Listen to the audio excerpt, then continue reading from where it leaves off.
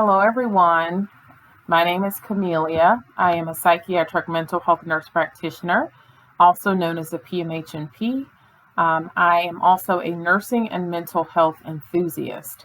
And I'm actually getting on today to share some information that is less talked about, that I've not been as transparent about, but also that I think needs to be discussed possibly before you guys move forward in your journey, or possibly for you to have some real reflection and thought before you take a step forward in your journey.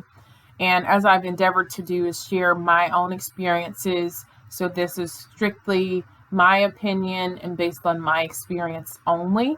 But I did want to share today the top 3 reasons to leave a Pmhnp job. Now, I'll be transparent. There are a couple of jobs. I've worked in a few places in the past 5 years. Some of those jobs I've worked simultaneously, so I've not been full-time in all of them. But there are some jobs that I've pursued that I have not stayed around because of various reasons that I'm going to talk about today. So these are also reasons that I'm learning are pretty common reasons that many do leave different organizations or there are organizations that have higher turnover in this field. So there are specific things that I think are important to address here. The first is that one of the top reasons for me to leave a Pmhnp job has been when I felt like there was conflict between what I was doing and what was required of me based on ethical standards. So if anything was against ethical standards for me, of course it did. There's a internal conflict that happens with that, and that's a top reason that I've left previous jobs. Now, you may ask me, how can that be possible in this field? Well, you have to consider that, one, we're in a field of demand, a high demand. So when I say ethical standards, unfortunately, there are places and organizations that may be more focused in the monetary value of this field versus doing what's in the best interest of patients. And so you'll learn very quickly what those practices look like and what they can look like in this field.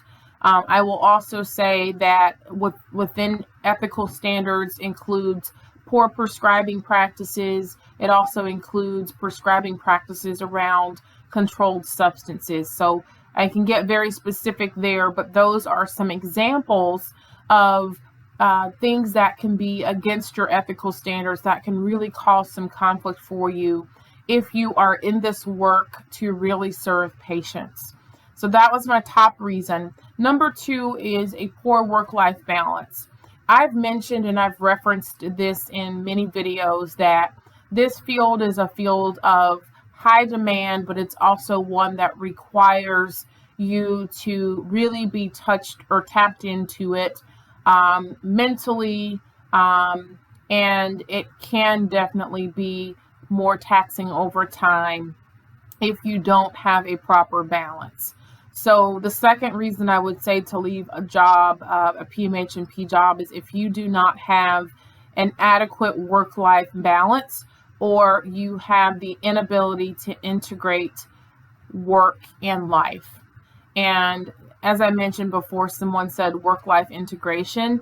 If you don't have the ability to integrate what's necessary and what deserves your attention at all times, based on a heavy workload, based on extensive hours, based on working over hours, then that is definitely a reason to consider an alternative job or alternative position. So work-life integration, work-life balance.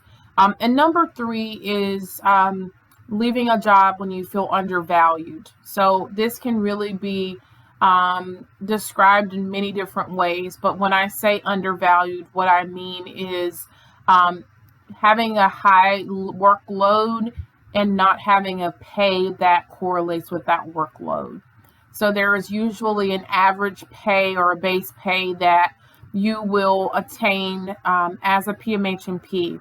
But one of the things to consider is how much value you bring to that, and whether your value is taken into account with your pay based on the level of work that you're doing.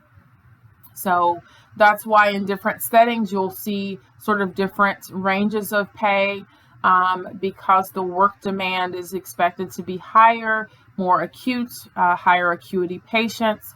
So you really want to consider that when you are looking for a job, but you want to be sure that you're able to maintain that when you're on a job. So those are the top 3 reasons, guys, that I've left jobs. Brief bouts of jobs that definitely were against ethical standards for me, that did not help me to achieve the work-life balance that I was looking for, and also where I felt more undervalued based on the work that I was doing and what I was bringing to the organization. So this really could be applied to any nurse practitioner position, but I really wanted to share that from my own experience. So ahead of time, what's important for you guys to think about are being sure that you're stepping into a position where you are going to be valued, where you have a clear understanding of what your workload is going to be, and that you're going to be compensated for that. That you have a clear understanding of your workload so that you can keep a good balance with other things going on in your life. And then also you have a clear understanding of policies and procedures around things that would definitely tap into your ethical standards. So do think about these things. They are very challenging things to manage once you get into a job. So think about these ahead of time. Or if you're on a journey where you're looking for a new job, be sure to really screen the organization before you commit to that position. I'm hopeful that this was helpful to someone. I will continue to share information with you guys as it comes up.